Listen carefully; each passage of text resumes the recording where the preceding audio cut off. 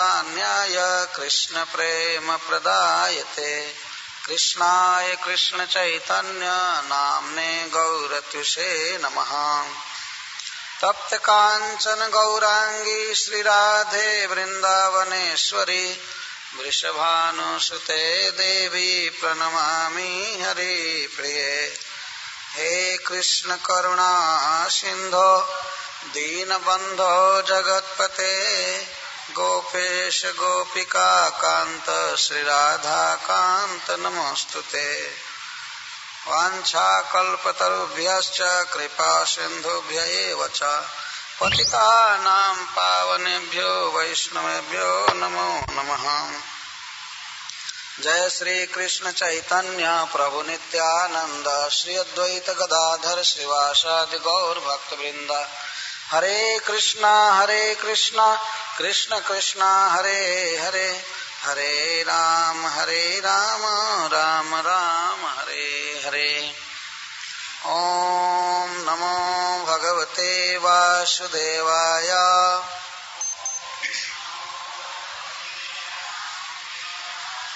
ओम नमो भगवते वासुदेवाय।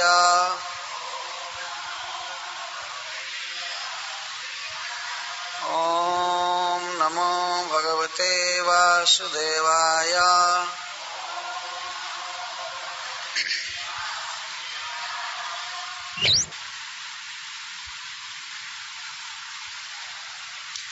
श्री शुक उवाच एकदा गृहदासीषु यशोदानन्दगेहिनी कर्मान्तर्नियुक्तासु निर्ममन्थ स्वयं दधि।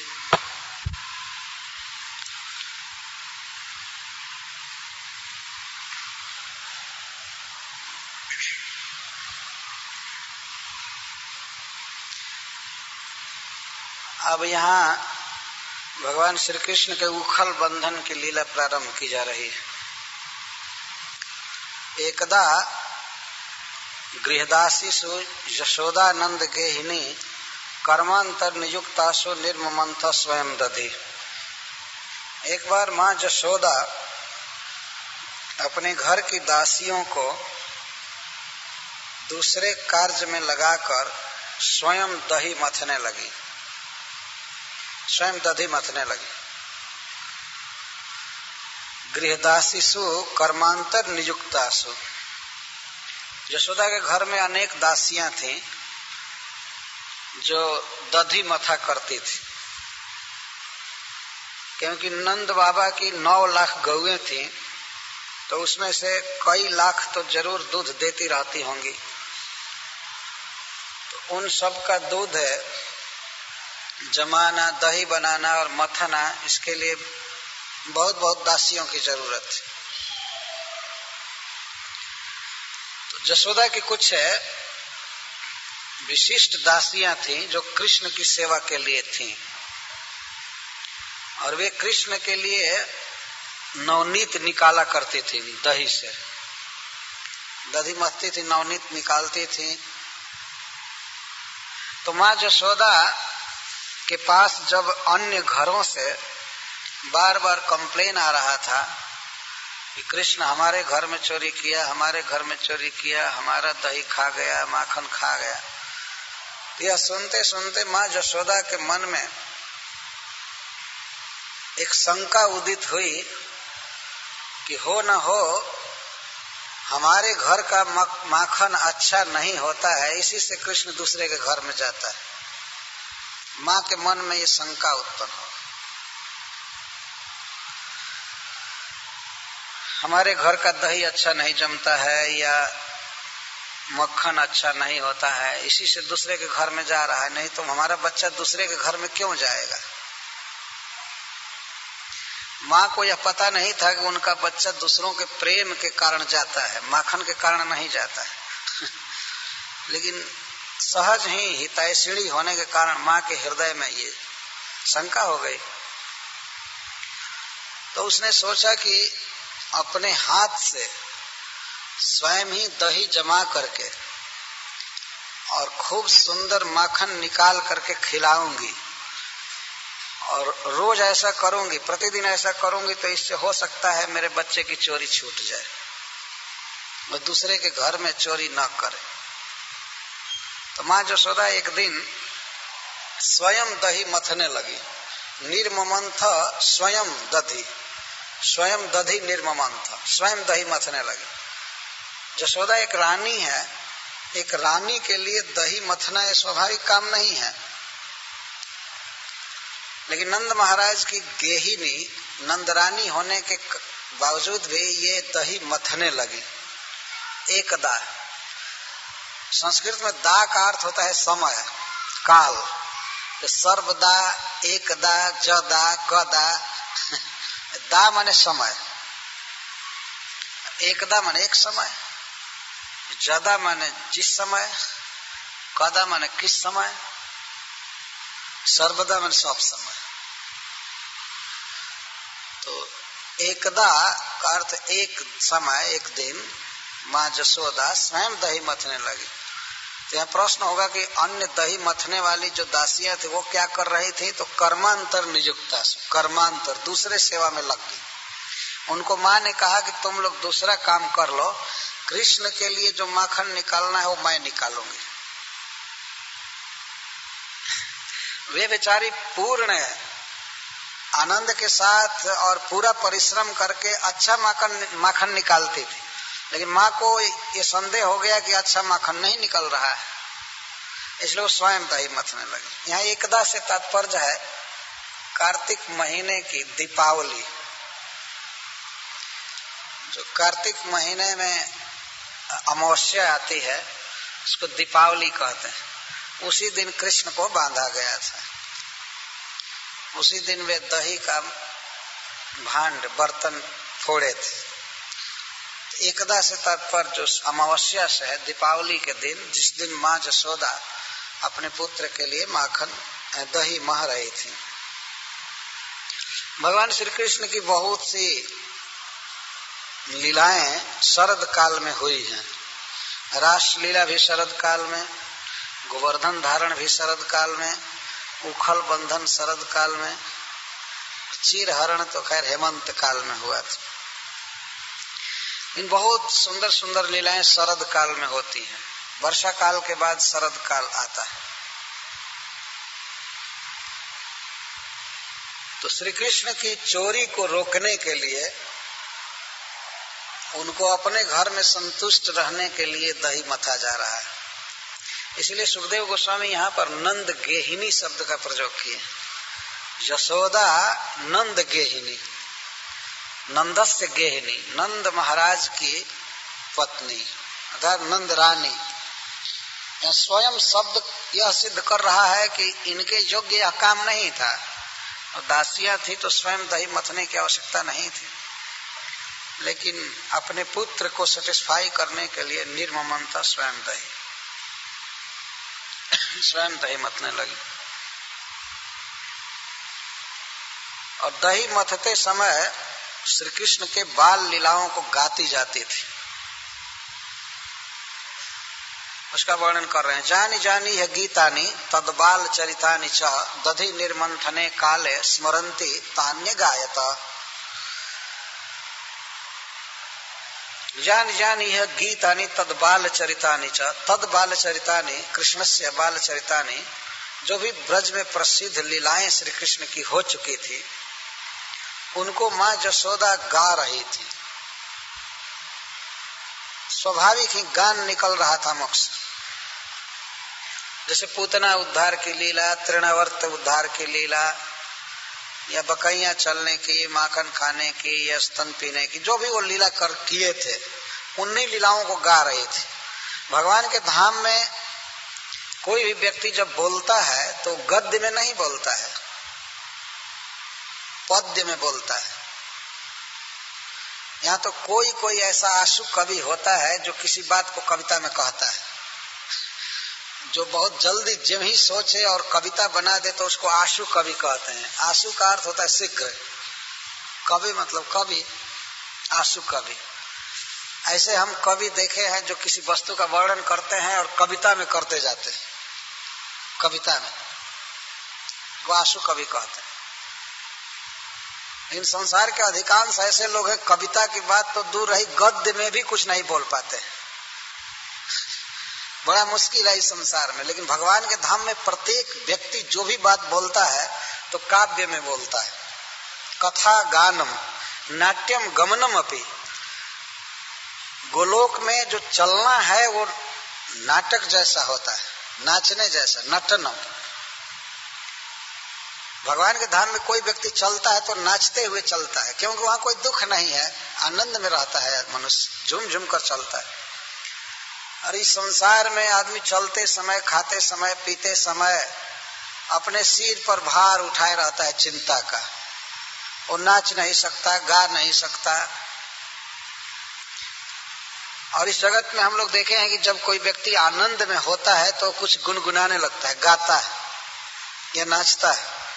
तो वैकुंठ में प्रत्येक व्यक्ति आनंद में रहता है, सुख में रहता है, और जो चीज वो गाना चाहे गा सकता है, क्योंकि वहां जड़ शरीर नहीं होता। तो माँ यशोदा श्री कृष्ण की बाल लीलाओं को गा रही थी। कब गा रही थी? दधी निर्मंथने काले, दही निर्मंथन के समय गा रही थी। इसके द्वारा एक साधन का संकेत है कि यदि मनुष्य को भगवान का कीर्तन करने का समय न मिले तो अपना काम करते समय ही करे। हरे कृष्णा कृष्ण कृष्णा हरे हरे, हरे राम राम राम हरे। तो माँ यशोदा भगवान कृष्ण की सेवा करते समय गा रही, स्मरंती तानी अगायता, स्मरण कर रही थी मन में और गा रही थी। दधी निर्मंथने काले, बड़ा सुंदर शब्द है। हम लोगों के भी जीवन में बहुत बहुत कार्य हैं, तो काम करते समय भी गा सकते हैं। सभी कार्यों के समय तो गाना कठिन होगा कोई किसी ऑफिस में होगा, कहाँ होगा, सब समय नहीं गा सकता है। लेकिन कुछ कार्य ऐसे होते हैं जो कार्य के समय भी भगवान का जस गाया जा सकता है, ये गाना चाहिए। तो माँ के स्वरूप का वर्णन करते हैं, उसका स्वरूप कैसा है। तो सबसे पहले वर्णन करते हैं, क्षौमम वास पृथु कटि तटे बिभ्रति। क्षौमम रेशमी लहंगा पहनी हुई है। ब्रज की स्त्रियां आज भी दो वस्त्र पहनती हैं, एक को लहंगा कहते हैं और एक को ओढ़नी कहते हैं। ओढ़नी ऊपर ओढ़ती है और एक लहंगा होता है, बहुत लंबी साड़ी होती है, उसको चुन करके पहनती है। आज भी ब्रज में स्त्रियां ऐसे पहनती। तो उसको क्षौमम वास पृथु कटि तटे, पृथु कटि तटे विशाल नितंबों पर माँ यशोदा लहंगा पहनी थी। और विभ्रति सूत्र नद्धम, और सूत्र से, जिसको आज के युग में बेल्ट कहते हैं लोग, वो बांध ली थी। मतलब इसको कहते हैं कमर कस कर तैयार हो जाना। भगवान की सेवा के लिए यशोदा बिल्कुल तत्पर थी, जीवन में आलस्य बिल्कुल नहीं। और यह भोर का समय था, सवेरे का समय, भोर, अभी सूर्योदय नहीं हुआ था। उसी समय यशोदा उठकर कृष्ण के लिए परिश्रम कर रही, दही मात रहे थे कि लाला जगेगा तो जगते ही उसको ताजा ताजा माखन खिलाऊंगी, ये सोच करके भोर में वो मत रही थी। तो रेशमी वस्त्र इसलिए पहनी थी कि रेशमी वस्त्र शुद्ध माना जाता है, कोई इस कार्य में कमी न रह जाए, इसके लिए भी वो वस्त्र पहनी। सूत्र नद्धम, बहुत कड़ा बांध करके, ये करधनी से बांध करके। पुत्र स्नेह स्नुत कुछ जुगम जात कंपम च शुभ्रु, और माता यशोदा के दोनों स्तन हिल रहे थे और उनसे दूध चुचुआ रहा था, दूध चू रहा था। माँ यशोदा के स्तनों से दूध चू रहा था। तो अप्राकृत जगत की प्रत्येक वस्तु चिन्मय है, वह जड़ नहीं है। वहां प्रत्येक वस्तु स्वरूप शक्ति का अधिकार है, इसलिए सब कुछ चिन्मय है। तो माँ जसोदा के स्तन में जो दूध है वो ये सोच रहा था कि आज माता जसोदा माखन निकाल रही है तो माखन इतना अच्छा होगा कि कृष्ण उसको खा करके संतुष्ट हो जाएंगे, तो मुझको नहीं पिएंगे, हमको नहीं पिएंगे। माँ का दूध ये सोच रहा था, इसलिए वो बाहर आ रहा था। स्नेह पुत्र स्नेह स्नुत कुछ जुगम, दोनों स्तनों से दूध चू रहा था पुत्र के स्नेह के कारण। जात कंपम च शुभ्रु, और दोनों स्तन कांप रहे थे, हिल रहे थे। दही मथने में माँ जसोदा तन्मय थी। तो सुखदेव गोस्वामी माँ जसोदा का चित्र खींच रहे हैं, वर्णन कर रहे हैं कि उनका लहंगा कैसा है, उनके स्तन कैसे हैं, और रज्वा कर्ष श्रम भुज चलत कंकड़ो कुंडले च। रज्जु आकर्ष, जब रज्जु खींच रही हैं, रस्सी खींच रही हैं, तो उसके चलते उनके हाथों की चूड़ियां बज रही थी, कंकड़ बज रहा है। इधर अमेरिका में फैशन है कि स्त्रियां चूड़ी पहनती ही नहीं, एकदम गायब। तो पता नहीं क्या इस देश का रिवाज है, कोई नहीं पहनती। स्त्रियों को कंकड़ पहनना चाहिए हाथ में, कंगना कहते हैं इसको। तो माँ जसोदा कई चूड़ियां पहनी थी, सोने की चूड़ियां, कंगन, वे खींच रही थी तो वे झन झन बज रहे थे और कुंडल हिल रहे थे, कानों के कुंडल और हाथ के कंकड़ चल रहे थे और आवाज कर रहे थे, झूम रहे थे।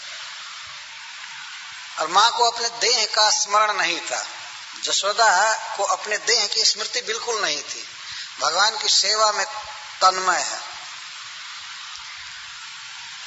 स्निग्धम वक्त्रम, और मुख पर पसीने की बूंदे आ गई थी।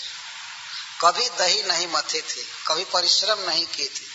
सुकुमारी यशोदा दही मथ रही है, इसलिए परिश्रम के कारण मुख पर पसीने की बूंदे आ गई। परिश्रम जल, जब मनुष्य परिश्रम करता है तो उसके शरीर पर, विशेषकर मुख पर जल आ जाता है, उसको परिश्रम का जल कहते हैं या पसीना कहते।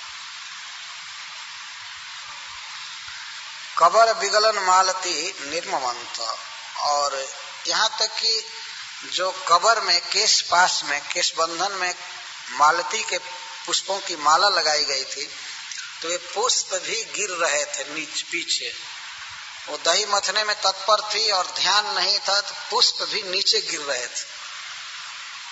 कबर विगलत मालती निर्ममंत, इस तरह से दही मथ रही थी। तो बाणी लगी थी कृष्ण के गुण वर्णन में, और मन लगा था चिंतन में, और हाथ देह लगा था सेवा में। यह है एक परफेक्ट भक्त की स्थिति कि भगवान की सेवा में इस तरह चित्त तन्मय, मन लीला के स्मरण में और वचन उनके लीला के गान में और शरीर सेवा में, इस तरह से एकतान होकर सेवा कर रही। इस पर कई आचार्यों ने अपनी अपनी भावनाएं दी हैं कि माँ जसोदा के स्तन से दूध क्यों चू रहा था। जैसा मैं भाव कहा कि दूध यही सोच रहा था कि कृष्ण हमको नहीं पिएंगे, माखन खाकर संतुष्ट हो जाएंगे तो मैं बेकार हो जाऊंगा, इसलिए वो चू रहा था। हाथ के कंगन बज रहे थे, झन बज रहे थे। तो इस पर आचार्यगण टीका करते हैं कि माँ जसोदा के हाथ की जो चूड़ियां हैं वो भी चिन्मय हैं, जीव हैं, जड़ नहीं है। तो वे आवाज कर रहे हैं, वो आवाज इस तरह मानो कर रहे हैं कि हम धन्य हैं, हम धन्य हैं, आज उन हाथों में हैं जो हाथ कृष्ण की सेवा कर रहे हैं। वास्तव में हाथ की शोभा केवल गहना लगाने से नहीं होती है। कुछ लोग समझते हैं अपने शरीर में बहुत गहना लगा लेंगे, आभूषण लगा लेंगे तो हम सुंदर लगेंगे। हाथ की शोभा भगवान की सेवा से होती है। जब तक हाथ में कर्म करने की शक्ति है तब तक भगवान की सेवा करनी चाहिए, कान से सुनना चाहिए। तो कानों के कुंडल झूल रहे हैं, तो वे भी अपने को धन्य कह रहे हैं कि आज हम उन कानों में हैं जो कान, जो श्रवण कृष्ण लीला का श्रवण कर रहे हैं, कृष्ण लीला सुन रहे हैं, सर्व बधाई दे रहे हैं। और माता यशोदा के केश पासों की मालती की माला नीचे गिर रही है, फूल नीचे गिर रहे हैं। तो इस पर आचार्य लोग एक भाव लिखे हैं कि वे फूल ये सोच रहे थे कि ऐसी महिमामयी माँ के सिर पर रहने लायक हम नहीं हैं, इसीलिए वे फूल आकर चरणों में गिर रहे थे, इसके चरण में रहने लायक हम, यशोदा के सिर पर रहने लायक हम नहीं। ये फूलों के मन में विचार आ रहा था। तो इस तरह वो दही मत रही थी। यही है कृष्ण प्रेमी का जीवन। कृष्ण भक्त का मतलब नहीं होता है कि वो बैठ करके ध्यान किया करे, केवल भगवान की सेवा करनी है माँ यशोदा की तरह, कि शरीर में परिश्रम आ जाए, पसीना आ जाए, इसको कहते हैं भक्ति। आचार्यों ने भक्ति की परिभाषा की है तो उन्होंने कहा है कि इंद्रियों से इंद्रियेश की सेवा करना है भक्ति है। हम लोगों को जो भी इंद्रियां मिली हैं वो भगवान ने दिया है, और हम इंद्रियों का कुछ प्रयोग करना चाहते थे, इसीलिए भगवान ने दिया। जीभ से कुछ बोलना चाहते हैं तो भगवान बोलने की शक्ति दिए, कुछ करना चाहते हैं तो करने की शक्ति दिए।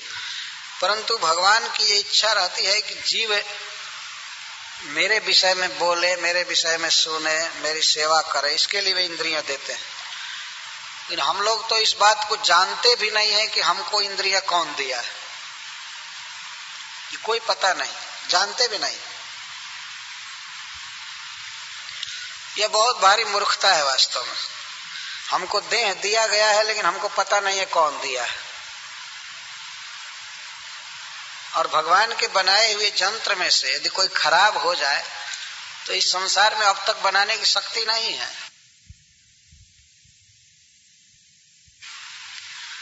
और कोई भी आंख खराब हो जाए तो आंख बनाई नहीं जाती है, पत्थर की आंख लगानी पड़ती है जो देखती नहीं है।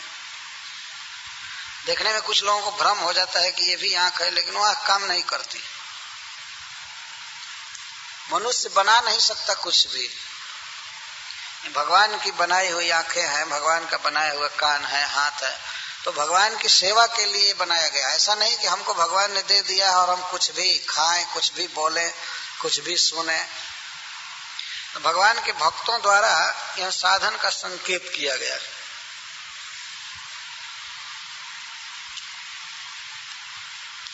तो माँ यशोदा इस तरह कृष्ण के सेवा में तत्पर हैं, लगी हैं। तो माँ जब इस प्रकार सेवा में लग गई तो भगवान श्री कृष्ण की नींद खुली। ताम स्तन्य काम आसाद्य मथनंतिम जननीम हरि गृहीत्वा दधिमंथानम निषेधत प्रीतिमावहन। ताम स्तन्य काम आसाद्य मथनंतिम जननीम हरि। तो मंथन करने वाली अपनी जननी के पास भगवान श्री कृष्ण आए। पहले वे स्तन्य काम हुए। स्तन्य का अर्थ होता है स्तन का दूध। श्री कृष्ण को इच्छा हो गई माँ के दूध को पीने की, स्तन का दूध पीने की। वो रोज पीते ही थे, जगे और जगते ही भूख लग गई। बात यह थी कि माँ जब श्री कृष्ण की इस तरह सेवा कर रही थी तो भगवान भी प्रेम के भूखे हैं, वे माँ का स्तन पीने के लिए बेचैन हो गए। तो उठे स्तन्य काम हुए। ये बहुत सुंदर शब्द है, काम। काम का अर्थ होता है इच्छा। भगवान के हृदय में इच्छा हो गई माँ के स्तन का दूध पीने की। जब भक्त उनकी सेवा करता है तो भगवान भी भक्त की सेवा से ऋणी हो जाते हैं, तो वे दूध पीने की इच्छा की। तो स्तन्य काम हुए और उठे और धीरे धीरे आ गए माँ के पास। माँ उनके पास नहीं गई, वो दही मथ रही थी। तो श्री कृष्ण ऊ करते हुए, आंख मलते हुए और जिधर से दही मथने की आवाज आ रही थी और माँ जसोदा के गाने की आवाज, तो स्वर वो पहचान रहे थे कि मेरी माँ गा रही है और दही मथ रही है। तो धीरे धीरे धीरे धीरे उस घर में चले गए, पहुंच गए, स्वयं जगे और पलंग पर से उतरे और आंख मलते हुए गए माँ जसोदा के पास। आसाद्य मथनंतिम जननीम हरि गृहीत्वा दधिमंथानम न्यसेध। तो माँ दही मथ रही थी तो श्री कृष्ण गए और जा करके दोनों हाथ से दही मंथन का दंड पकड़ लिया। जो मटके में दंड है, मथानी देखे होंगे इसमें से कुछ लोग। ये भी बड़ा मुश्किल है इन देशों में कि ये सब भी चीज देख ही नहीं सकते, समझेंगे क्या? वो देखे ही नहीं है तो समझेंगे नहीं। सब चीज मशीन से मथ दिया जाता है तो देखेंगे नहीं। हम लोग कम से कम कृष्ण लीला समझने के योग्य हैं, क्योंकि हम सब लोग देखे हैं गांव में इन सब बातों। एक दंड होता है, दंड स्टिक, और दूसरी एक लकड़ी गाड़ी होती है, उसमें दो जगह पर वो रस्सी से बंधा होता है और उस दंड में ऐसे रस्सी लगाकर खींचते हैं, उसका निचले सिरे पर ऐसे अंगुली जैसा होता है और वही मथता है। घरर घरर घरर घरर की आवाज आती है उसको मथने से। तो माँ जसोदा मथ रही थी और वही मंथन दंड की आवाज ही वो मृदंग का काम कर रहा था, उस पर वो गा रही थी। तो श्री कृष्ण जान गए कि मेरी माँ वहां मथ रही है, गा रही है, तो गए और जाकर मंथन दंड में ब्रेक लगा दी, पकड़ लिए। उनके कहने का आशय था कि तुम एक काम छोड़ो, मुझे दूध पिलाओ। वह काम भी कृष्ण के लिए किया जा रहा था, लेकिन श्री कृष्ण आए और पकड़ लिए। न्यसेधत मथनंतिम जननी, मंथन करने वाली जननी को रोक दिए। माँ का शरीर नहीं पकड़े, मंथन दंड पकड़ लिए। जब पकड़े तो माँ ने छोड़ दिया, अभी छोड़ दिया। इस पर एक आचार्य ने लिखा है कि भगवान संकेत करते हैं कि माँ, जब तुम मुझे प्राप्त कर ली हो तो क्या मंथन कर रही हो। यह मंथन शब्द का अर्थ शास्त्रों का मंथन है। कुछ आचार्य लोग ये उत्प्रेक्षा करते हैं, उपनिषद को मथना है, वेद को मथना है, रामायण महाभारत सबको मथ करके सार क्या निकाला जाएगा, कृष्ण। तो कृष्ण जिसका बेटा बने हुए हैं उसको अब क्या मथने की जरूरत है। भगवान मानो ये संकेत कर रहे हैं, क्या परिश्रम कर रही हो। तो रोक दिए तो माँ देखने लगी कि अच्छा क्या करता है। उठाई नहीं गोद में, वही रुक गई और श्री कृष्ण माँ के बाह को पकड़े, बाह को ऐसे झूल करके पकड़े और एक पैर गगरी पर दिए और धीरे से माँ के गोद में चढ़ गए और चढ़ करके स्वयं ही माँ के स्तनों को पीने लगे पकड़कर। और वो सब देख रही थी कि क्या कर रहा है। और जब ही कृष्ण आए तो माँ तो काम छोड़ ही दी, लेकिन देख रही थी क्या कर रहा है।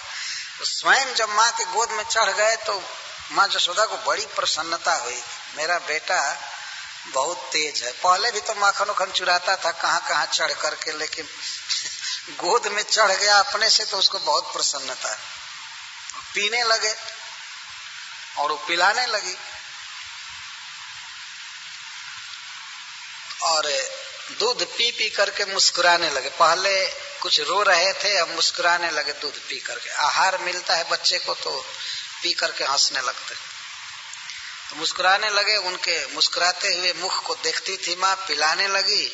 अब भगवान में और माता जसोदा के दूध में होड़ लग गई। प्रेम के भूखे भगवान को तृप्ति हो नहीं रही थी और अप्राकृत जगत का जसोदा का दूध कम नहीं हो रहा था। तो दही मथना तो रुक गया और माँ जसोदा पिलाने लगी, कृष्ण पीने लगे और दूध घट नहीं रहा था और भगवान तृप्त नहीं हो रहे थे। तो बहुत देर तक वहीं पर खड़े खड़े पिला रही थी। तमंकमारूढ़म अपायत स्तनम स्नेह स्नुतम सस्मित मिक्षति मुखम। और स्मित से युक्त मुख को माँ जसोदा देख रही थी, पिला रही थी वो आनंद में मग्न हो गई। तब तक इसी समय क्या हुआ, चूल्हा पर रखा हुआ, अंगीठी पर रखा हुआ दूध उबलने लगा, उफान आ गया उसमें। दूध जब उबाला जाता है अति आंच के कारण तो उसमें उबाल आ जाता है, तो उबलने लगा। तो माँ यशोदा श्री कृष्ण को तुरंत उतार कर गोद से और गई कि वो दूध जल जाएगा, बेकार हो जाएगा, उसको उतार दो, चूल्हे से उतार दो। इसके लिए वो चली गई। तो अप्राकृत जगत का, वैकुंठ जगत का जो दूध है वो भी चिन्मय है। तो दूध बेचारा अग्नि में जल जल कर तपस्या कर रहा था कि श्री कृष्ण के होठों का स्पर्श पा करके मैं धन्य हो जाऊंगा, श्री कृष्ण मुझे पिएंगे। लेकिन जब वह दूध देखा कि कृष्ण तो माँ यशोदा का दूध पी रहे हैं, तो इनकी भूख बुझ जाएगी, तो हमको ये नहीं पिएंगे, तो मैं तो व्यर्थ ही जल जल कर मर रहा हूं, तप कर रहा हूं, हमारा क्या यूज होगा। तो वो सोचा कि माँ के सामने ही आत्महत्या कर लूं। वो दूध सोचा कि आग में कूद करके मर जाऊं। ये कोई जड़ जगत का दूध नहीं है कि उसमें कोई विचार नहीं। वो दूध इस प्रकार से विचार किया कि मैं अग्नि में जल जल कर तप कर रहा हूं, तो मैं किस काम में आऊंगा।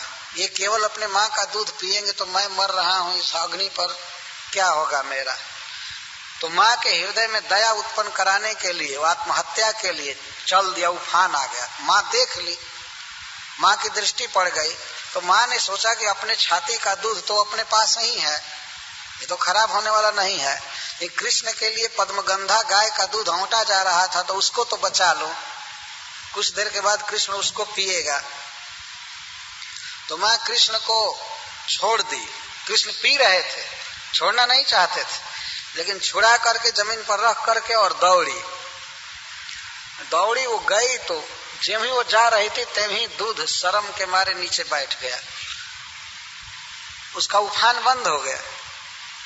दूध ने बाद में सोचा कि अरे मैं माँ के प्रेम सेवा में बाधा दिया है, कितना सुखी थी, लेकिन मैं उसकी सेवा छुड़ा दिया, तो वो शर्म से नीचे आ गया। और माँ ने देखा कि दूध औंटा जा चुका है, तो चूल्हे से उतार करके नीचे रख दी।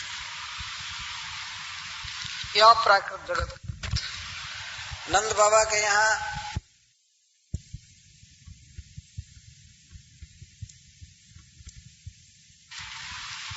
यह प्राकृत जगत का दूध।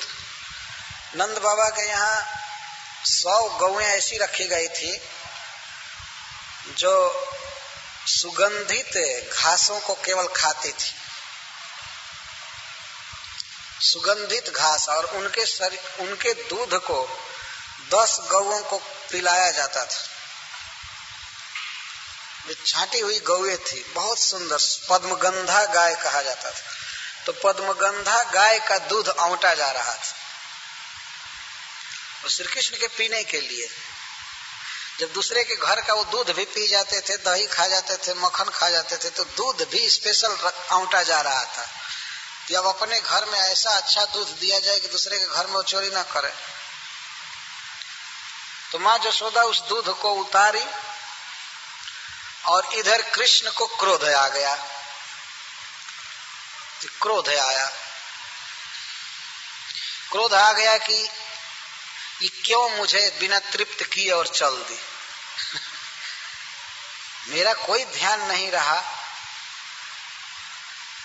मैं अपना धाम छोड़कर इसके गोद में आया हूं, ये मेरी माँ है और मेरे तृप्ति का ध्यान नहीं रखती है। बताओ, थोड़े से दूध की रक्षा के लिए हमारा तिरस्कार करके चल दी। तो श्री कृष्ण में क्रोध आ गया, संजात रोष, संजात कोप, स्फुरिता धर्म, संदस दद्भिर दधिमंत भाजनम भीत्वा। क्रोध उत्पन्न हो गया। पहले आप देखिए, कृष्ण के लिए कहा गया काम उत्पन्न हो गया, स्तन्य काम। भगवान प्रेम के भूखे हैं, उनमें कोई कामना नहीं है, लेकिन भक्तों के प्रेम को भोगने के लिए उनमें दिव्य काम उत्पन्न होता है। माँ के स्तनों के दूध की कामना, और कामना जब विफल हुई, पूर्ण दूध पीने को नहीं मिला, तो क्रोध हो गया। यह दिव्य क्रोध है, हम लोगों जैसा क्रोध नहीं है। तो संजात कोप स्फुरिता रुणाधरम संदस्य दद्भिर दधिमंत भाजनम भीत्वा। इतना क्रोध उत्पन्न हुआ कि छोटा छोटा होठ अधर कांपने लगा क्रोध से ओठ कांपने लगा और इसके बाद अपने छोटे छोटे दांतों से अपने होठों को दबाए। क्रोध में आदमी अपने दांतों से अपना अधर दबाता, तो अधर दबा लिया, स्फुरित अधर, ओठ कांप रहे थे क्रोध के मारे। वाह रे वाह, मेरा ध्यान नहीं रखती है, मेरी तृप्ति अतृप्ति का विचार किए बिना हमको भूमि पर रख कर और चल दी दूध बचाने के लिए, तो मैं इस घर को बर्बाद कर दूंगा, इस घर में कुछ भी नहीं रहने दूंगा। बच्चे भी कभी कभी इस तरह क्रोध करते हैं। तो दांतों से ओठों को दबाए, लाल लाल ओठ थे, स्फुरित अरुण अधरम, अरुण अधर को ददभी दांतों से दबाए और वहीं पर धीरे से देखने लगे कि कोई पत्थर है कि नहीं। तो मसाला पीसने वाला एक पत्थर था। देख, माँ उधर गई है, बहुत जल्दी में वो उठाए और बारीकी से नीचे मार दिए उसमें कि आवाज न आने पावे, माँ न सुने। बड़ी कुशलता पूर्वक आर्ट के साथ मारे और वो फूट गया। जो दही मथा जा रहा था वो फोड़ दिए। जो दही इनके लिए मथा जा रहा था, कृष्ण के लिए मथा जा रहा, ये फोड़ दिए। भित्तवा और झूठ मूठ के मिथ्या आंसू आंख में भर करके और गए और बासी माखन खाने लगे दूसरे जगह। इनके कहने का आशय था कि तुम मेरे मुझ पर ध्यान नहीं दे रही हो, मुझे नहीं पिला रही हो दूध, तो मैं घर के सामान को बर्बाद कर दूंगा और बासी भोजन करूंगा, बीमार पड़ूंगा, तब तुम मथुरा अस्पताल में हॉस्पिटल में ले जाओगी, तुम्हारा धन लगेगा, तब तुमको पता लगेगा। अब मैं बीमार होऊंगा। मानो इस तरह से दिखा रहे थे।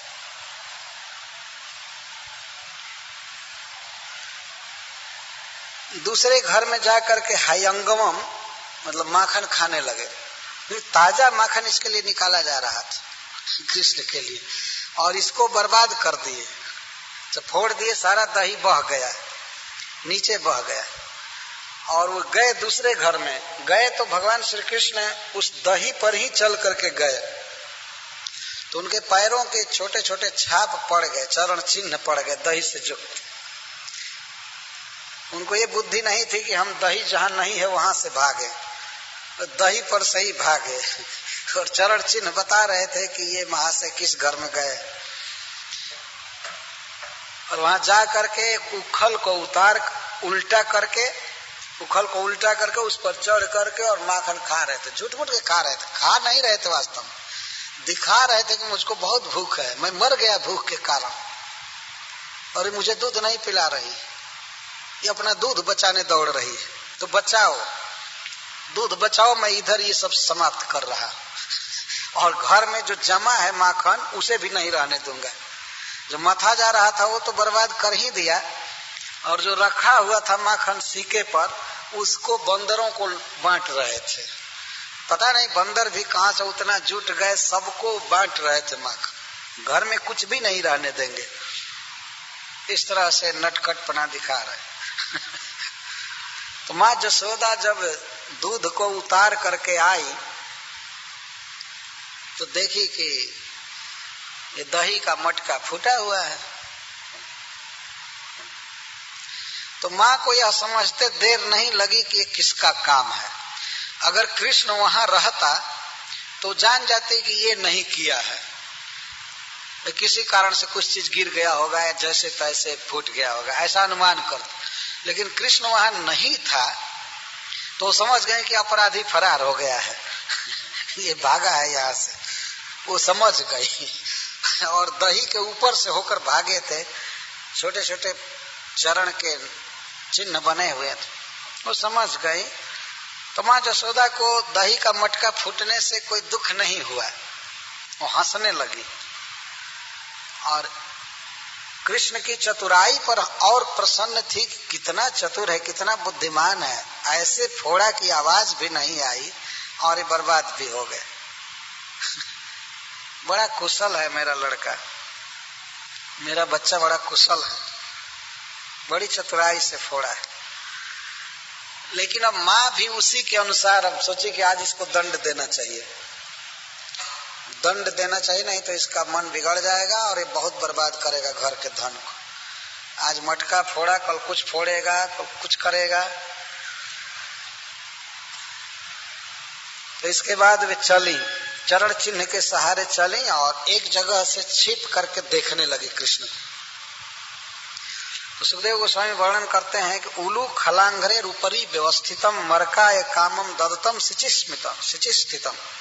माँ जसोदा ने देखा छिप करके कि उखल को उल्टा कर लिया है और उसके ऊपर चढ़ गया है और छींके पर, शिखर पर रखे हुए माखन को बंदरों को दे रहा है। और कितना, कामम जथेष्टम, जितना जो भी बानर खा सकता था उतना दे रहा है, उतना दे रहा, और वो भी सब खा रहे थे जुट जुट करके बानर। एक आचार्य कहते हैं कि भगवान अपने श्री राम अवतार में बानरों को फ्री लड़ाए थे लंका में, कोई वेतन नहीं दिए थे। तो वही सब वेतन यहाँ पर चुका रहे हैं। बानर जुटे और उनकी सेवा कारण उनको दे रहे हैं। जो भी हो, इस तरह लीला चिंतन होता है। लेकिन वास्तव में भगवान श्री राम बानरों को वेतन दे रहे थे, सभी को दिए थे। सबतर फरे राम हित लागे, ऋतु और कुरुतु काल गति त्यागी।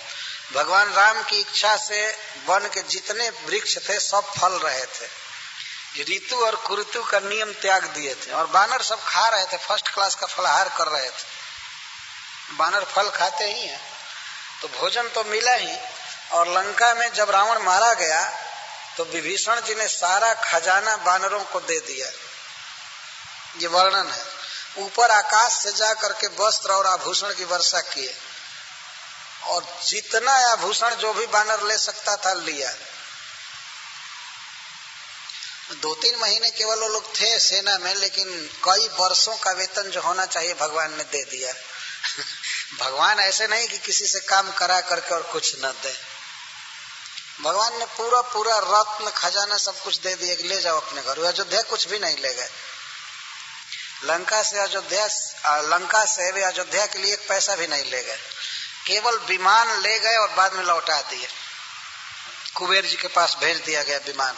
वो रावण चुरा करके लाया था, जबरदस्ती हर करके लाया। तो भगवान अपने भक्तों को देते हैं, खूब देते हैं।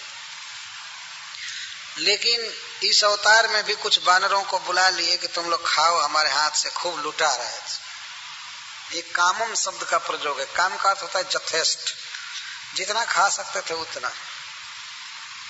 तो माँ जसोदा जब देखी ये बानरों को माखन बांट रहा है और चौर्ज विसंकित क्षणम, चोर की तरह भयभीत आंखों से देख रहे थे इधर उधर, ऐसे माखन बांट रहे थे और देख रहे थे भयभीत आंखों से। वो तो जानते थे कि वो तो आएगी ही, दूध उतार करके आएगी, देखेगी दही का मटका फूटा हुआ है तो मारेगी। वो छीट रहे थे क्रोध में होकर के और देख रहे थे भयभीत नेत्रों से। तब तक उन्होंने देखा कि माँ हाथ में छड़ी लेकर के आ रही है। तामात यष्टिम प्रसमिक्ष सत्वरस ततो वरुहिया पसार भीतवत।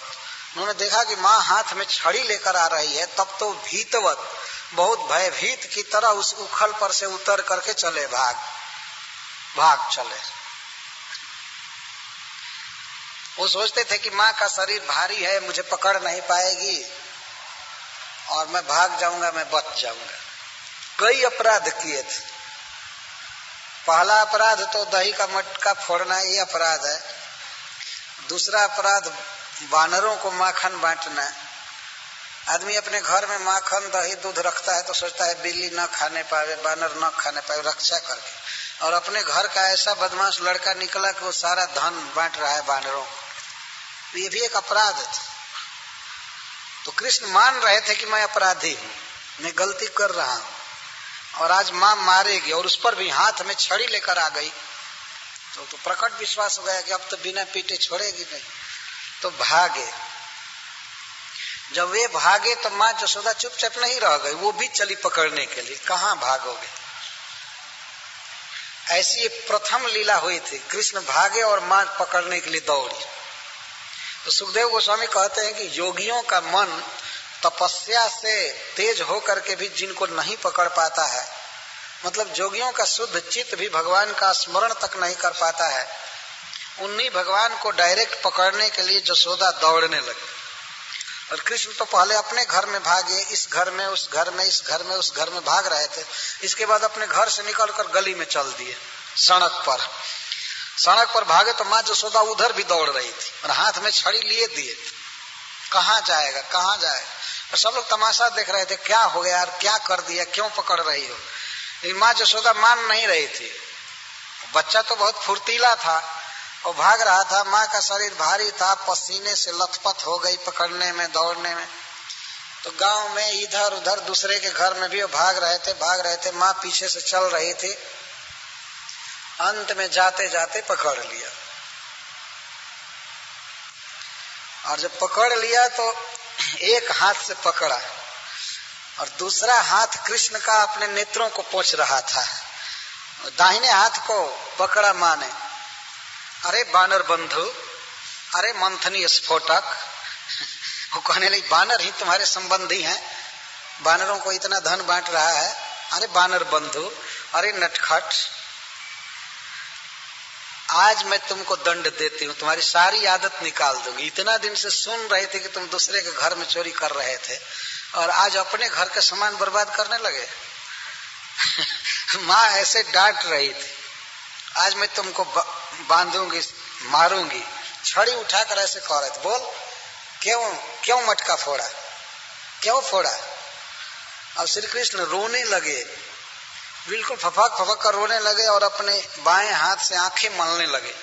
तो आंखों से आंसू निकल रहे थे और आंसुओं से काजल भींग रहा था। तो भींगा हुआ काजल उनके गाल पर इधर उधर सब फैल गया। तो इससे श्री कृष्ण की शोभा और बढ़ गई। सुंदर शरीर पर काजल फैल रहा था, बार बार रो रहे थे और कह रहे थे, अब ऐसी गलती नहीं करूंगा, अब ऐसा अपराध नहीं करूंगा, माँ छोड़ दे, अब ऐसा अपराध नहीं करूंगा। रो रहे थे, खूब रो रहे थे। माँ ने देखा कि बहुत ज्यादा डर गया है तो छड़ी रख दी। जब छड़ी रख दी तब कृष्ण नॉर्मल कंडीशन में आए। अब विश्वास हुआ कि अब नहीं मारेगी तो एक तमाचा मारेगी, अब छड़ी से नहीं मारेगी। तो कुछ स्वस्थ हुए। इस प्रकार अपने संपूर्ण अवतारों में, संपूर्ण लीलाओं में भगवान अपराधी के रूप में प्रथम बार खड़े हैं। ऐसी मधुर लीला भगवान की अन्यत्र नहीं है कि अपराधी बनकर भगवान माँ के पास खड़े हैं और माँ के हाथ में है कि उनको मारे या छोड़े या बांधे। ये है वात्सल्य भाव ब्रज का। कृतागसंतम प्ररुदंत मक्षणी कसंत मज्जन मछली सोपाणिना उद्भिक्षमाणम भय विह्वलक्षणम हस्ते गृहीत्वा भिष्यत्य वागुरत। हाथ पकड़कर माँ बार बार भर्त्सना कर रही थी, डांट डपट रही थी और प्ररुदंतों में बार बार रो रहे थे। आंखों का काजल उनके मुख पर फैल रहा था। तो माँ ने देखा कि बहुत भयभीत हो गया है तो छड़ी फेंक दी। क्योंकि सुखदेव गोस्वामी कहते हैं अर्भक वत्सला, कुछ भी हो यशोदा अपने पुत्र के प्रति बहुत वत्सला थी। तो उसने देखा कि बहुत भयभीत हो गया है तो छड़ी फेंक दी। लेकिन छड़ी फेंकने के बाद भी मारी तो नहीं, पीटी नहीं अपने बच्चे को, लेकिन बांधने का प्रयास करने लगे, बांधने लगे। और उस तरह का दही केवल एक ही मटका में नहीं था, और भी कई मटकों में दही था। तो माँ यशोदा ने सोचा कि इस समय ये भयभीत हो गया है, अगर ऐसे छोड़ दूंगी तो ये कहीं भाग जाएगा जमुना के तट पर इधर उधर बिना खाए पिए, तो इसको बांध करके रख लूं। इसके बाद जो दही मथना है दूसरे मटके का उसको मथ लूं, इसके लिए माखन निकाल लूं, इसके बाद मना लूंगी। इसके लिए वो बांधना चाहती थी। कभी कभी कृष्ण भाग जाते थे इधर उधर तो घंटों जोहना पड़ता था। और आज तो मारने के लिए दौड़ी थी, हैरान की थी, इसीलिए माँ को डर हो गया कि आज भाग जाएगा घर से, बहुत तंग करेगा, इसलिए इसको बांध कर रख लेना चाहिए। बांध करके रख लूंगी, इसके बाद दही मथ लूंगी, सब भोजन तैयार हो जाएगा तो खिला दूंगी लाला को, उसको खिला दूंगी, संतुष्ट करूंगी, फिर दूध पिलाऊंगी। तो बांधना चालू की। ये सकिलतम वधुम दामना अतद वीर्ज को विदा, अतद वीर्ज को विदा। श्री कृष्ण के प्रभाव को, ईश्वरताई को, ऐश्वर्य को माँ यशोदा नहीं जानती थी। वो ये नहीं जानती थी कि ये भगवान है, तो उनको बांधने चली। यहाँ पर वीर्ज शब्द दिया गया है। संस्कृत में वीर्ज शब्द का बहुत सुंदर अर्थ होता है।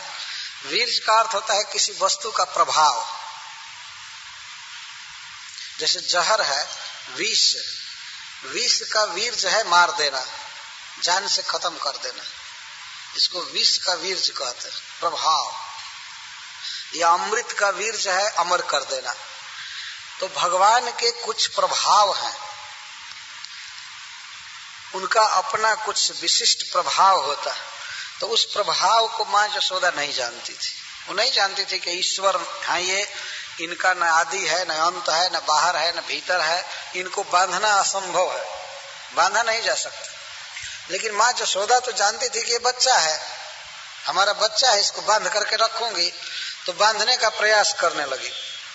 तो सुखदेव गोस्वामी यहाँ एक सिद्धांत बोल रहे हैं, न चांतर न बहिर्जस्य न पूर्वम न पिछा परम, पूर्वा परम बहिश्चांतर जगतो यो जगच्च यः, तम मत्वात्मजम अव्यक्तम मर्तलिंग मधोक्षजम, गोपिको लुखले दामना बबंध प्राकृतम जथा।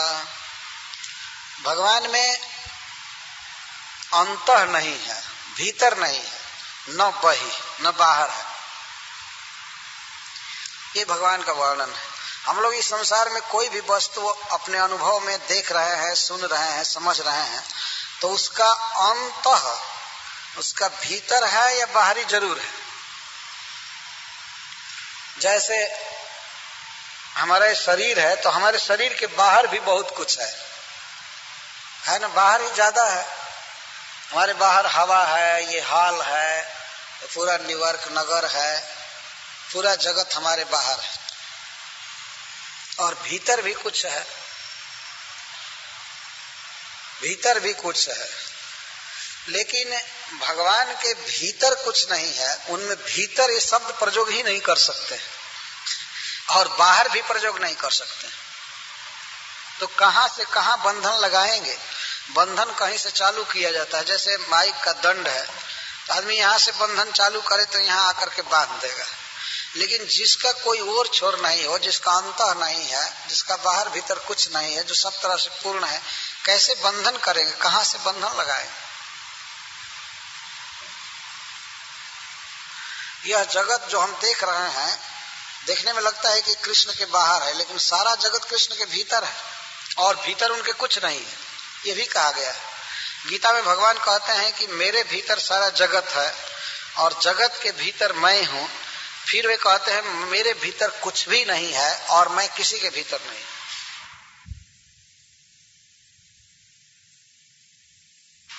कहां से बंधन लगाएंगे?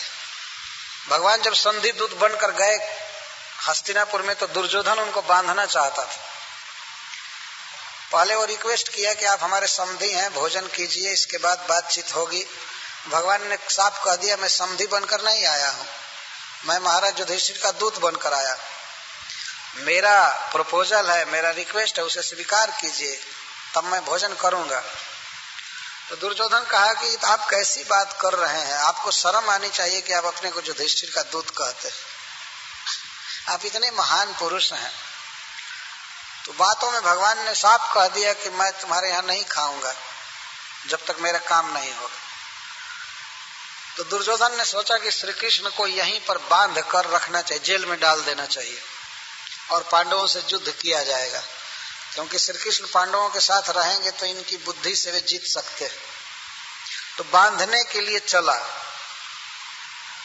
भगवान भीषण हुंकार किए और विश्व रूप दिखाए और कहे कि देखो कहां तुम्हारे पास इतनी लंबी रस्सी है, कैसे बांधोगे, कहां से चालू करोगे और कैसे बांधोगे। हरि ने भीषण हुंकार किया, अपना स्वरूप विस्तार किया। जो मुझे बांधने आए हो, जंजीर बड़ी क्या लाए हो। रामधारी सिंह दिनकर ने लिखा है हिंदी में, तो मुझे बांधने आए हो लेकिन कौन बड़ी जंजीर लाए हो। पद के नीचे पाताल देख, मुट्ठी में तीनों काल देख, मेरा स्वरूप विकराल देख, गत और अनागत काल देख। देखो दुर्योधन, मेरे मुट्ठी में तीनों काल है, मेरे पैर के नीचे पाताल है, और गत और अनागत काल, भूत और भविष्य सब मेरे भीतर है। बांधो कहाँ से बांधो, वो तो सब बेहोश होकर गिर गए। भगवान कृष्ण का रूप देखते ही सब गिर गए। लेकिन दुर्योधन आदि कृष्ण को नहीं बांध सके, पर मां जसोदा ने बांध दिया। क्या मानकर? आत्मजम मत्वा, अपना पुत्र मान करके बांध दिया। तो भगवान में बाहर भीतर कुछ भी नहीं है, मतलब वे अनंत है, असीम है। तो जब मां जसोदा बांध रही थी कृष्ण को, तो कुछ घटना घटी। घटना इस प्रकार की घटी कि जो भी रस्सी वो बांधी पहले, तो जब ही लाला के कमर में बांधी तो आते आते 2 अंगुल कम हो जाती थी रस्सी, और कितनी भी लंबी रस्सी जोड़ती थी तो 2 अंगुल कम हो जाती थी। जसोदा को आश्चर्य होता था क्या हो गया है, लेकिन फिर भी वो बांधने से नहीं मानी। भगवान की सारी शक्तियां एक मत होकर इसका विरोध कर रही थी कि हम भगवान को नहीं बंधने देंगे। उनकी विभुता शक्ति, सर्वव्यापकता शक्तियां सब उदित हो रही थी। 2 अंगुल रस्सी कम पड़ रही थी। सबसे पहले मां जसोदा अपने केस के जूड़ा से एक रस्सी निकाली लंबी, और उससे बांधना चाहती थी। तो वो घट गई, तो घर के एवं स्वगेह दामानी, अपने घर की रस्सियों को मंगाने लगी, और जब ही गांठ लगा करके बांधने चलती थी कमर, तो 2 अंगुल कम हो जाता था, हमेशा 2 अंगुल कम। आचार्यों ने इस पर बहुत सा भाव लिखा है कि 2 अंगुल रस्सी कम क्यों पड़ रही थी। कई लोगों ने भिन्न भिन्न आशय दिया है। एक आचार्य कहते हैं कि आगे चल करके नल, कुबर और मणि गिरे, इन दोनों का उद्धार करना था, तो इसको सूचित करने के लिए 2 अंगुल रस्सी कम पड़ रही थी। एक आचार्य कहते हैं कि भगवान मां जसोदा का परिश्रम अभी कम हुआ था, इसीलिए भगवान की दया में कमी हो रही थी। तो भक्त के परिश्रम में कमी थी और भगवान की दया में कमी थी, इसलिए नहीं बंध रहे थे। जब परिश्रम पूरा हो जाएगा तो दया भी पूरी हो जाएगी, तब बंध जाएंगे। भगवान प्रतीक्षा करते हैं कि हमको बांधने वाला पूरा पूरा परिश्रम करे। नहीं, शुरू में ही निराकार कह करके छोड़ देगा तो भगवान उसके लिए निराकार ही रहेंगे, वे क्यों साकार बनेंगे। शुरू में ही कुछ लोगों की आइडिया है कि भगवान निराकार है, ये फालतू आइडिया है। वास्तव ये अज्ञान है। लोगों को यह ज्ञान है कि भगवान क्या नहीं है, लेकिन यह ज्ञान नहीं है कि भगवान क्या है। प्रभुपाद जी कहा करते हैं कि in this age people know what is not God.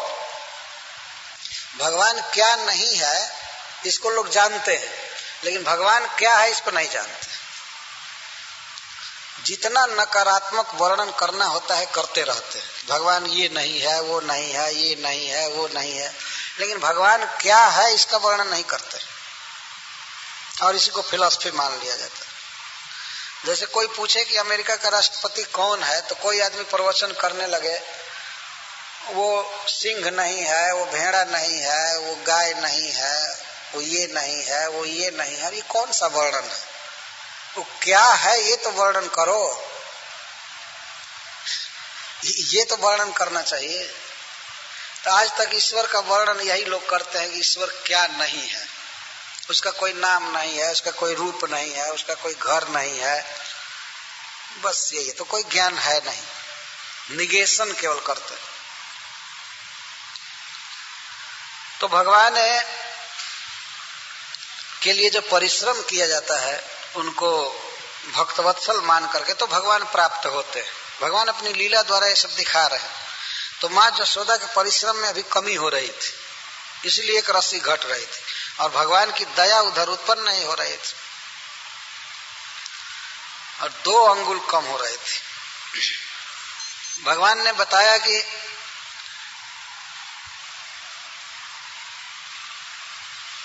जिसके शुरू में बंधन नहीं है और अंत में बंधन नहीं है, उसके बीच में भी बंधन नहीं हो सकता है। और माँ यशोदा बीच में बांध रही थी, कमर में बांध रही थी। भगवान कई बातों को ये सिद्ध कर रहे थे। जो भी हो, जब रस्सी उठाती थी तो रस्सी कम पड़ जाती थी,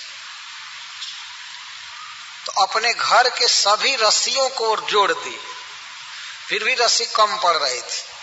अंत में दूसरे के घर से रस्सी मांगने लगी, तो गोपियां जुट गई, वहां पर एकत्रित हो गई और कहने लगी कि क्या हो गया है रानी जी, आपके पुत्र के भाग्य में बंधन नहीं लिखा गया है तो छोड़ दीजिए, क्यों हठ कर रही। तो भगवान की सर्वव्यापकता शक्ति कह रही थी मैं बंधने नहीं दूंगी। ईश्वर किसी के बंधन में नहीं आ सकता, लेकिन माँ यशोदा पसीने से लथपथ हो गई, पसीना पर पसीना छूट रहा था और वो जिद में आ गई कि बांध करके रहूंगी। ऐसा होता है मनुष्य के मन में भाव, कोई काम करने चलता है और दूसरे लोग कहते हैं छोड़ दीजिए अब नहीं होगा, तो आदमी वो हठ में आ जाता है, हठ कर लेता है। माँ यशोदा ने कहा बांध करके ही रहूंगी, चाहे आज शाम हो जाए या पूरे गोकुल की रस्सी जुटानी पड़े, फिर भी बांध करके ही रहूंगी। और जो भी लंबी से लंबी रस्सी बांधती थी वो घट जाती थी। तो गोपियां हंस रही थी और माँ यशोदा भी हंस रही थी कि पता नहीं क्या हो गया, लेकिन बांध करके रहूंगी। अंत में भगवान ने जब देखा स्वमातु स्विन्न गात्राया, मेरी माँ का शरीर पसीना से तरबतर हो गया है और उसके केस के माथ के फूल गिर गए हैं, तो दृष्टवा परिश्रमम कृष्ण कृपया से स्वबंधन, माँ का परिश्रम देख करके बंध गए। भक्त में और भगवान में होड़ लगी थी, हठ हो रहा था। भगवान कह रहे थे नहीं बंधूंगा और भक्त हठ किया है बांध करके ही रहूंगा। अंत में भगवान हार गए, उनको बंधना पड़ा। जब माँ ने बंधन लगा दिया कमर में, तब वो सोची कि कहाँ बांधना चाहिए, तो वो उखल में ले जा करके बांध दी। उखल भारी है, पत्थर का उखल है, इसको इधर उधर घसीट नहीं सकता है। और एक आचार्य कहते हैं कि उखल चोरी में सहायता किया था, इसलिए वो भी चोर है। तो माँ ने सोचा कि इस चोर को चोर से बांधना ठीक है, तो उखल पर चढ़ करके चोरी किए थे। तो उखल को भी बांधा गया, उलूखल या उखल कहते हैं संस्कृत में। तो उखल से माँ यशोदा बांध दी। तो एक प्रश्न होता है क्या भगवान पराजित हो गए? तो सुखदेव गोस्वामी कहते हैं हाँ, भगवान भक्त से हमेशा हारे हुए। जब उनकी विभुता शक्ति सर्वज्ञता शक्ति लड़ रही थी, तो भगवान की कृपा शक्ति हृदय में उदित हुई और वे बंध गए। कृपया आश्रित स्वबंधन, भगवान कृपा से बंध गए। एवं संदर्शिता यंग हरिणा भृत्य वश्यता, इस प्रकार भगवान ने यह दिखाया कि मैं भक्त के वश में हूँ, अपने भृत्य के वश में हूँ। इस लीला के द्वारा उन्होंने दिखाया, जैसे पूतना के उद्धार में भगवान ने अपना गुण दिखाया था, वैसे ही उखल में बंध कर भगवान ने यह दिखाया संसार को कि मैं अपने प्रेमियों के वश में रहता हूँ, मुझे कोई भी बांध सकता है। भगवान अपना यह गुण इस जगत में इसीलिए दिखाते हैं कि लोग उनसे प्रेम करें। भगवान को बांधा जा सकता है, लेकिन यशोदा के समान प्रेम किया जाए तब। अपने अप्राकृत धाम से इस जगत में आकर भगवान हम लोगों को ये सिखाते हैं कि देखो मैं अपने भक्त के वश में हूँ। एवं संदर्शिता ही अंग, हे प्रिय परीक्षित, इस प्रकार भगवान ने सम्यक रूप से दिखाया क्या भृत्य वश्यता, भृत्य के वश में हूं मैं, भगवान भक्त के वश में। स्व वशे नापि कृष्ण न जस्येदम से स्वरम वशे, यह संपूर्ण विश्व कृष्ण के वश में है, कृष्ण के अधीन है, लेकिन कृष्ण भक्त के अधीन है। यह भगवान ने दिखाया, ये भगवान का स्वभाव है। अब किसी से पूछा जाए आप बताओ निराकार का क्या स्वभाव है, वो किसी के बस में होता है क्या? ये तो किसी के बस में हो नहीं सकता, उसका पता ही नहीं चलेगा कहाँ बांधा जाएगा, कहाँ खोला जाएगा, किसी के बस में होना या बस में रखना। तो शुरू से ही कंसेप्शन बिगड़ा हुआ है भगवान के विषय में लोगों का। इसलिए भागवत सुनना चाहिए। भगवान अपने प्रेम करने वालों के बस में रहते हैं। भगवान के बस में सारा जगत है। जसेदम से स्वरम बसे, यह जगत भगवान कृष्ण के अधीन है। और स ईश्वर का अर्थ है कि इस जगत के बहुत से मालिक हैं। जैसे स्वर्ग के स्वामी हैं इंद्र, या भगवान शिव हैं, ब्रह्मा जी हैं, इनको जगत का नियामक कहते हैं। संसार में अनेक जीव हैं और उन जीवों के कुछ नायक हैं जिनको लोकपाल कहते हैं। तो वे सब कृष्ण के दास हैं, वे सभी श्री कृष्ण के दास हैं। परंतु श्री कृष्ण अपने भक्तों के दास, अपने भक्तों के बस में रहते हैं। सारा जगत जिनके बस में रहता है वैसे वे भगवान भक्त के बस में रहते हैं। कई लीलाओं में वे व्यक्त करते हैं। भगवान इस तरह यहाँ लीला न करें तो लोगों को पता ही नहीं चलेगा कि भगवान का स्वभाव क्या है, भगवान कैसे व्यवहार करते हैं भक्तों के साथ या असुरों के साथ, क्या व्यवहार करते हैं, भगवान कितने दयालु हैं, क्या है। जब तक वे लीला नहीं करेंगे तो पता नहीं चलेगा। तो इस जगत में भगवान आकर अपना स्वभाव प्रकट करते हैं, अपनी लीला प्रकट करते हैं, जिससे जीव उनके तरफ आकृष्ट हों, उनसे प्रेम करें। तो उनकी लीलाओं को श्रीमद् भागवत में कुछ लिखा गया है। हमारा ये सबसे बड़ा धर्म है कि हम भगवान के विषय में सुने, जिससे हमारा मन कृष्ण में अट्रैक्ट हो। ये भगवान आकर के लीला इसीलिए करते हैं। तो भगवान के बस में सब लोग हैं, कृष्ण के बस में सब लोग हैं। द्वारका में लीला है, एक बार भगवान कृष्ण का दर्शन करने के लिए ब्रह्मा जी आए। तो ब्रह्मा जी आए तो ब्रह्मा जी को द्वारपालों ने रोका। ब्रह्मा जी से पूछा द्वारपालों ने, आप कौन हैं? तो ब्रह्मा, जाओ भगवान से आज्ञा मांगो, मैं दर्शन करना चाहता हूँ, कृष्ण से आज्ञा मांगो। तो द्वारपाल जाकर के कहे भगवान से कि ब्रह्मा जी आए हैं आपका दर्शन करने के लिए। तो भगवान ने पूछा द्वारपालों से, जाकर पूछो कि कौन ब्रह्मा कौन ब्रह्मा आया है तो द्वारपालों ने आकर पूछा ब्रह्मा जी से कि भगवान पूछ रहे हैं कि आप कौन ब्रह्मा है, अपना परिचय दीजिए। तो ब्रह्मा जी कुछ कुपित हो गए, कहे कौन ब्रह्मा? ब्रह्मा भी 10-20 हैं क्या? जाकर कह दो कि सनत कुमार के बाप आए हैं, चतुर्मुख ब्रह्मा आए। जाओ कह दो भगवान से। क्या हो गया भगवान को आज, क्यों पूछ रहे हैं कि कौन ब्रह्मा आया ब्रह्मा जी को आश्चर्य हुआ। तो द्वारपाल लोग जाकर कहे कि वो सनत कुमार के पिताजी आए हैं, 4 मुख वाले ब्रह्मा। तो ब्रह्मा जी गए, भगवान को प्रणाम किए कृष्ण। तो भगवान ने पूछा किस तरह से सृष्टि चल रही है, सब ठीक है ना? सब कुछ पूछा और एक तरफ खड़ा हो गए ब्रह्मा जी। तब तक 8 मुख वाले ब्रह्मा आए, तो 16 मुख वाले आए, 32 मुख वाले, 64 मुख वाले, करोड़ अरब मुख वाले ब्रह्मा सब बढ़। उसी तरह के करोड़ों रुद्र आए, इंद्र आए, चंद्र आए, सूर्य आए। और ब्रह्मा जी उन सब अन्य ब्रह्माओं के बीच में और अन्य रुद्रों के बीच में ऐसे खड़े थे जैसे हाथियों के बीच में खरगोश खड़ा होता है, शशक, रैबिट कहते हैं ना खरगोश को। हाथियों के बीच में खरगोश खड़ा हुआ ऐसे देखता था। तो ब्रह्मा जी आश्चर्य से देखने लगे, रे बाप, एक से एक बड़े ब्रह्मा है, एक से एक शिव हैं, रुद्र हैं, और भगवान श्री कृष्ण सबके ईश्वर। तो सब इनके बस में। इस प्रकार की लीला भगवान द्वारका में किया करते थे। कभी कभी वो खबर भेजते थे, बुलाते थे, इंद्र को बुलाओ, और पूछते थे कैसे शासन हो रहा है, ठीक से स्वर्ग का शासन करते हो ना, सब काम ठीक से चलता है ना? भगवान इस तरह पूछा करते थे। तो कृष्ण के बस में सारा जगत है, लेकिन वे कृष्ण भक्तों के बस में।